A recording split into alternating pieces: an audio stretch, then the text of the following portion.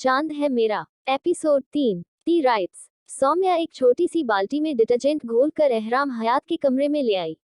बहुत बन रहे थे न पार्टी में, याद रखोगे बच्चे की किस पागल से पाला पड़ा है। दांत पीसते अपने आप से बोलती उस छोटी सी बाल्टी में रखे पानी में घोली डिटर्जेंट एहराम के बेड पर डाल दी, वार्डरोब में पड़े कपड़े गीले बेड पर फेंक दिया, उसकी फाइलें और किताबें फर्श पर उलट दी और मासूम बनती अपने कमरे में जाके कंबल में दुबक गई, क्योंकि अब थोड़ी देर में सब आने ही वाले थे।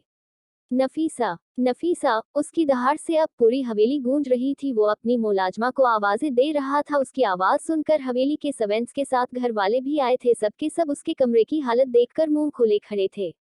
किसकी हिम्मत हुई ऐसा करने की? वो नफीसा को कहर बरसाती नजरों से देखते हुए बोला था। दूर खड़ी सौम्या अहमद एहराम हयात का सुकून खत्म करके मुस्कुरा रही थी। मैं कुछ पूछ रहा हूँ। गुस्से की वजह से उसकी गर्दन की नसें तन गई थी। मुझे नहीं पता छोटे साहेब, नफीसा लड़खड़ाती हुई बोली। मैं आखिरी बार पूछ रहा हूँ, कमरे का हस्र किसने बिगाड़ा है? सामने आए वरना सजा सबको मिलेगी। वो यंग जनरेशन को इशारा करता बोल रहा था। मैंने नहीं किया है, सब ने एक ही आवाज में कहा। ठीक है फिर, तुम लोग जब तक उस बंदे को ढूंढ कर मेरे हवाले नहीं कर देते जिसने एहराम हयात के कमरे के हुलिये को बिगाड़ा है, तब तक तुम लोग स्कूल, कॉलेज, यूनिवर्सिटी नहीं जाओगे। सबकी यही सजा है। सबको सजा सुना गया। पर भाई मेरा तो अहम टेस्ट है, सारा मिनमिनाई। मुझे कुछ नहीं पता, जाओ सब, कहता वो सबको कमरे से बाहर कर चुका था, साथ ही खुद भी ऑफिस के लिए निकल गया। तकलीफ कितनी हुई तुम्हें अपने बिगड़े कमरे को देखकर? फिर तो तुमने भरी पार्टी में मेरी बेइज्जती की, सुनसान जगह पर ले जाकर मेरे कपड़े भी भिगो डाले। सौम्या दूर खड़ी सोच रही थी, जबकि बाकी लोग काफी परेशान थे कि आखिर शेर की कछार में जाने की जुर्रत किसकी हो सकती है। अपनी वजह से वो आज सबकी स्कूल, कॉलेज, यूनी मिस करवा चुकी थी, बट सारा की टेस्ट वो नहीं रुकने दे सकती थी, क्योंकि वो मेडिकल की स्टूडेंट थी और वो टेस्ट उसके लिए बहुत इंपॉर्टेंट थी। सो वो अपना जुर्म कबूल करने एक बार फिर एहराम के कमरे में आ गई थी। सारे फैलावा को नफीसा ठीक कर चुकी थी, बेड के गद्दे और चादर भी चेंज हो चुके थे। ये मैंने किया था, बहादुरी से कहते हुए भी उसकी जुबान लड़खड़ा गई। एहराम जो सोफे पे बैठा लैपटॉप पे ऑफिस का कोई काम कर रहा था, एक उसे देखा और लैपटॉप साइड पर रखता खड़ा हो गया।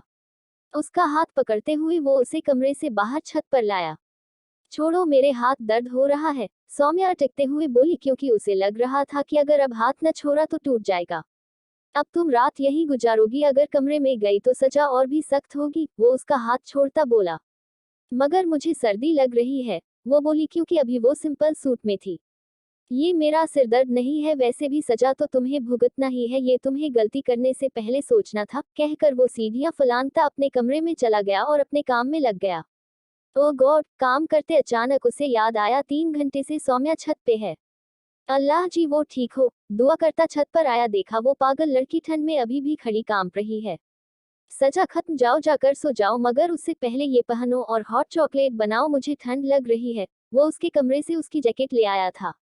मैं आपकी नौकर नहीं हूँ, वो जैकेट पहनती बोली।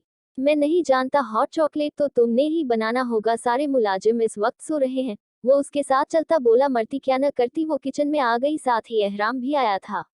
एक बड़ी मग स्ट्रॉन्ग सी हॉट चॉकलेट चाहिए, उसकी फरमाइश पर सौम्या ने मुंह बनाया। चलो शुरू हो जाओ, वो किचन टेबल पर बैठते हुए बोला। आए बड़े नवाब, बड़बड़ाते हुए वो बनाने में लग गई। उसकी एक एक हरकत को वो देख रहा था। ये वो मग उसके सामने टेबल पर रखते जाने लगी।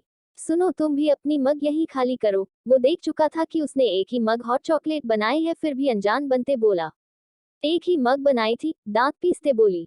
तो मुझे कंपनी कौन देगा? वो उसके तपे तपे चेहरे को देखता बोला। मुझे क्या पता, कह कर वो आगे बढ़ी। सुनो, शराफत से यहाँ आओ और इस मग को 50-50 करो। वो उसे ऑर्डर देता बोला। मजबूरी में उसे वो हॉट चॉकलेट शेयर करनी पड़ी, क्योंकि अब वो ज्यादा बहस नहीं करना चाहती थी। एहराम हयात ने उसी के लिए हॉट चॉकलेट बनाई थी, क्योंकि वो जानता था ठंड से उसकी तबीयत खराब हो जाएगी। अब सारी अकड़ ठिकाने आ गई होगी। आगे से मुझसे उलझने से पहले 1000 बार सोचना, क्योंकि मैं कोई और नहीं जो तुम्हारी सनक बर्दाश्त कर लेगा। मैं एहराम हयात हूँ, समझी? वो अपनी जोन में वापस आ चुका था। जाओ जाकर सो जाओ, क्योंकि कल यूनी भी जाना है। वो एमबीए की स्टूडेंट थी। तुमने मेरा सब कुछ छीन लिया है, अब वक्त आ गया है कि तुमसे तुम्हारा सब कुछ छीन लूं। वो शाहनूर को सोचते हुए बोला और ठंडी सांस हवा में उछाला। तुमने बहुत गलत किया मेरे साथ, मैंने बहुत इंतजार किया है इस लम्हे का। गुस्से से कहते मुक्का दीवार पर मार बैठा। बहुत प्यारी है न तुम्हें तुम्हारी बहन शाहनूर? देखना मैं उसी बहन का क्या हश्र करता हूँ। वो चीख रहा था। कंटिन्यू। अब क्या होने वाला है शाहनूर की बहन के साथ जानने के लिए बने रहे टी राइट्स के